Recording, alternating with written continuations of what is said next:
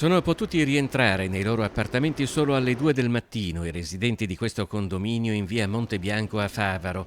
I vigili del fuoco erano appena riusciti ad evitare che un incendio scoppiato qualche ora prima al secondo piano potesse estendersi al resto dello stabile. Le cause del rogo sono al vaglio dei tecnici dei vigili del fuoco. Ciò che è certo è che le fiamme sono divampate dalla cucina, distruggendola completamente, danneggiando delle malte del laterizio del tetto e producendo un denso fumo che ha causato danni al resto dell'appartamento prima di invadere il vano scale della palazzina.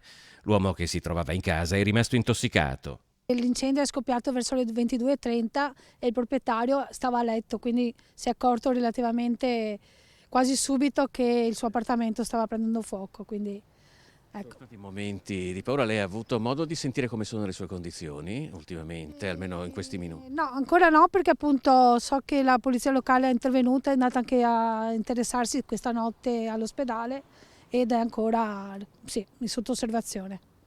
I vigili del fuoco sono arrivati da Mestre alle 22:40 con 2 autopompe, un'autobotte, l'autoscala, il carro aria e 16 operatori coadiuvati dal funzionario e caposervizio. Un intervento che ha evitato conseguenze peggiori in un condominio abitato da decine di famiglie.